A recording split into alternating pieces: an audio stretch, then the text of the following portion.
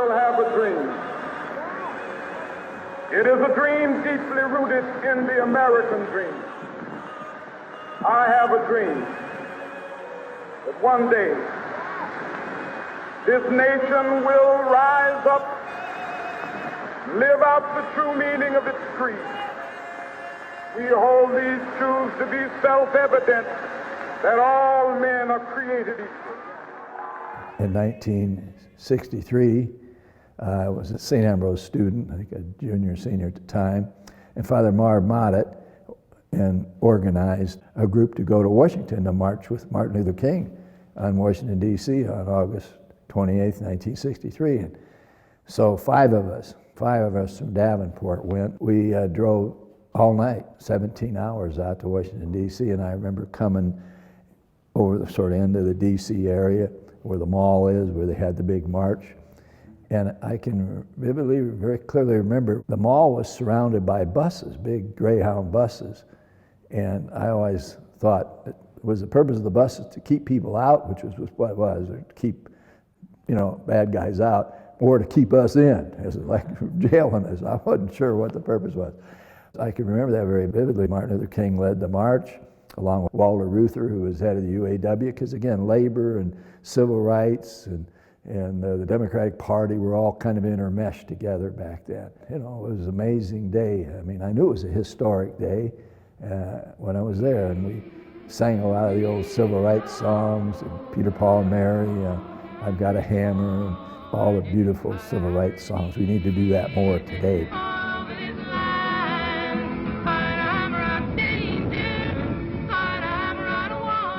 And then, of course, Martin Luther King gave his I Have a Dream speech. And being involved in civil rights is a lifetime commitment, just like being active in government and politics has to be a lifetime. It's not a short period of time. There's always going to be racism or sexism or anti-gay feelings or anti-women feelings. In fact, we created Martin Luther King Center here in Davenport. It's been unheard of 50, 60 years ago, but it's changed. And to see that by your involvement, you do make a difference. You got to be an optimist. You got to keep trying.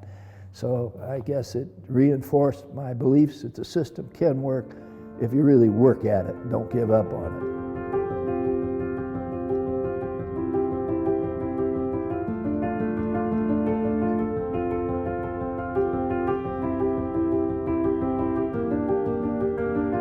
Great opportunity of having dinner with Dr. Martin Luther King when he came to the Amana colonies, and I was a freshman student at Grinnell College, which is just down the road. I was a little intimidated because I was just a freshman and the other 5 students that were there were all upperclassmen, so I didn't know any of them.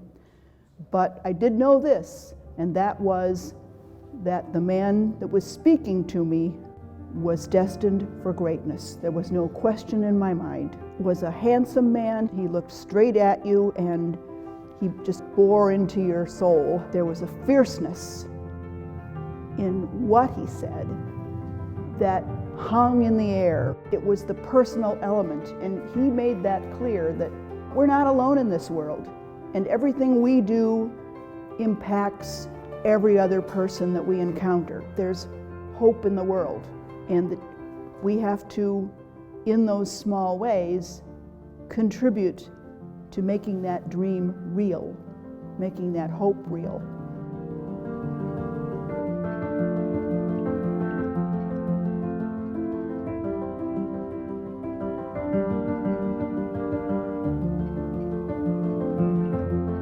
The March on Washington for Jobs and Freedom was one of the most astonishing things that I'd ever been involved in.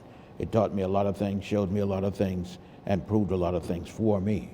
And 2009, at the first inauguration of President Obama, those 2 events were 2 events that really stood out to me in terms of what I went through and participated in. I guess a third one would be the fact that I was, well, the first in my family to graduate from college, and actually I paid my way through college mainly. To see my mother's face when I got my bachelor's degree from Howard University was another one of the events that really stood out for me. It changed me because I began to see people in a different light.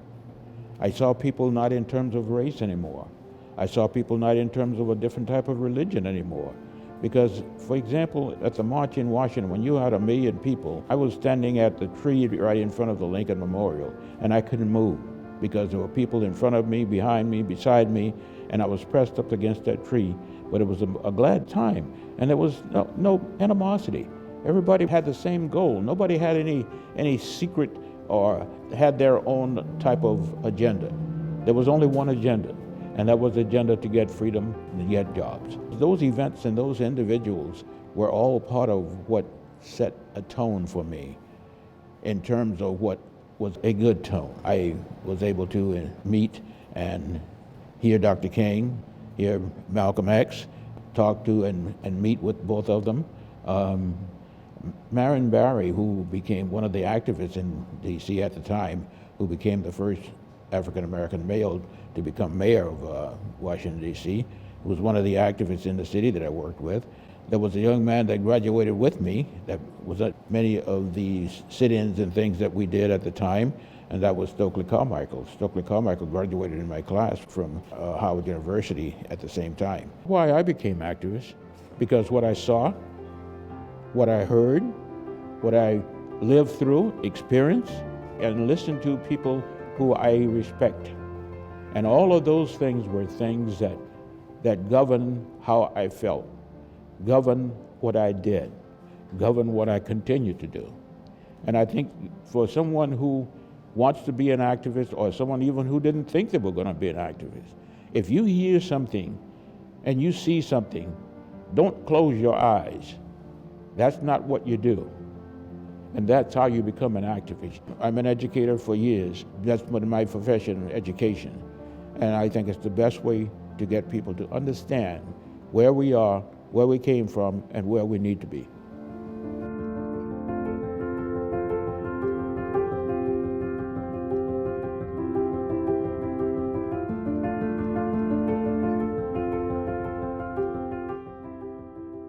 When I look at this, I think of April 1968, when Dr. King was shot, standing on the balcony outside his second-floor room at the Lorraine Motel in Memphis, Tennessee. During the funeral, they played a tape recording in which Dr. King spoke of how he wanted to be remembered after his death. I'd like somebody to mention that day. That Martin Luther King Jr. tried to give his life serving others. And this painting, when I see it, I think of my brothers, my father, the men in my life that was called boy. They were grown men, working men, religious men. They were not boys, but they were men that was treated like boys.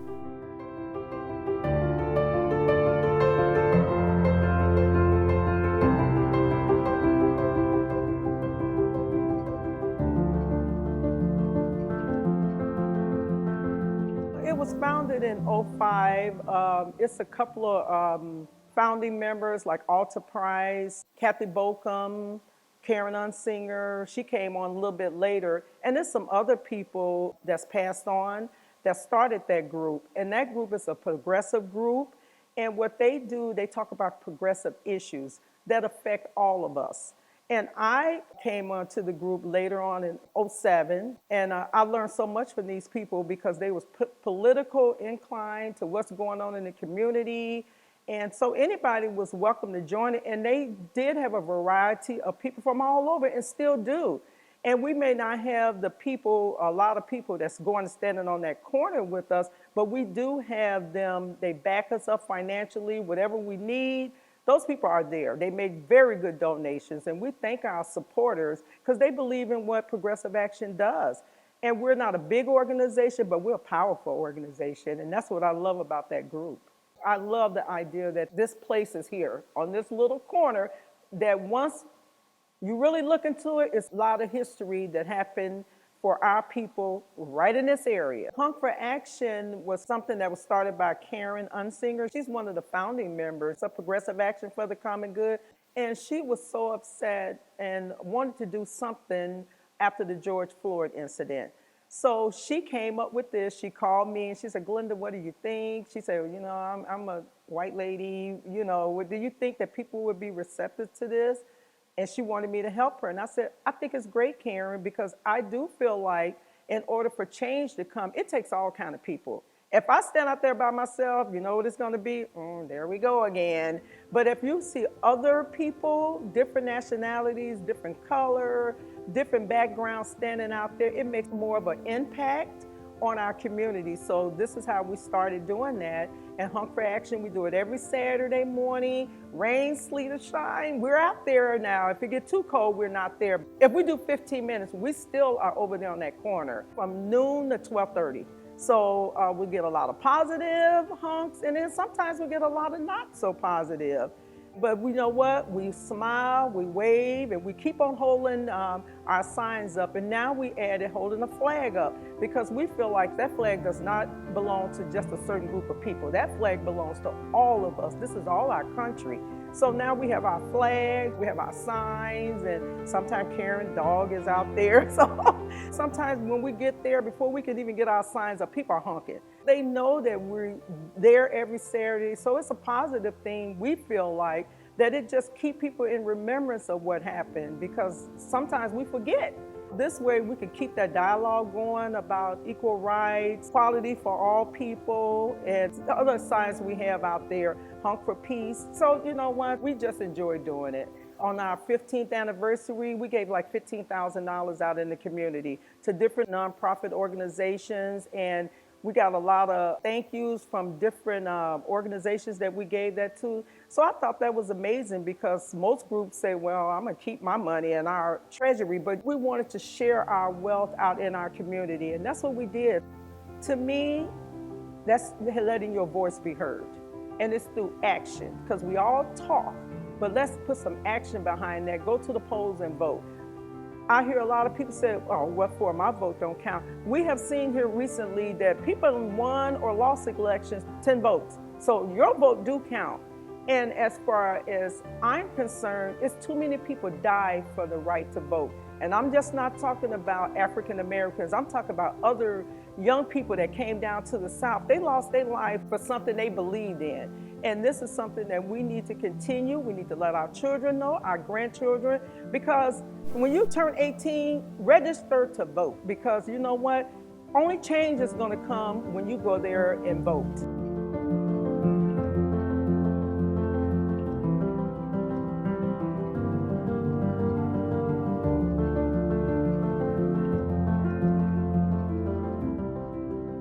I believe I'm only as tall as the giants I'm standing on, and I have a great community helping me pave my own path. And I've always been real interested in activism and just pushing us forward as a community, and I think I was just destined to fall in place. I'm a black man in America. Every day I go out, I take the position of a civil rights activist. I'm just fighting for myself. I always find myself hanging around people that know much more than I do, and just learning and asking them questions. When you can be humble enough to see the struggles that the people around you face on a day-to-day basis, it really puts you in a calming position to where how privileged you are to live the life that you live. It takes a village to raise anybody and everybody, and I shouldn't be the only one here at all. There are plenty of young activists and young Malcolms and young Martins placed in the roots of Davenport, Iowa. You'll have a strong community, and that's what I believe in. So I feel like I can call myself somebody that's empathetic, can walk in another man or woman's shoes, can see that your neighborhood is several different neighborhoods in one. Everybody has a story, everybody has a path, and everybody has goals, dreams, and aspirations, and you should honor everybody's. I was the first one to be in 2-1 as a precinct committeeman. I stayed there for 51 years. All I want you to do is be honest with each other. Treat each other like a man and should be treated. Nothing special, but first be honest. I live because I stand on principle. Always did. Let's not get hung up on texture. What a person look like, your texture. Let's get hung up on and do the things that's right. I am one of a million. I'm one of a million, not one in a million. I'm one of a million. And I believe there are plenty of others that I can call myself counterparts to and peers. And I feel like together we can genuinely change the world. those are my brothers, and I feel like them, you can go outside, you can face all different types of racism, classism, injustice, like all of that is still present. So when I look at those as my big brothers, my mentors, some of the people that just came into this room, those are those people, right? If, rest in peace, if Martin Luther King was still alive, that's where he would be right there, taking interviews, and those are the people. So I feel like we should put flowers on people before their tombstones, and I feel like they're still here, we should still cherish them, and they're definitely relevant to this day.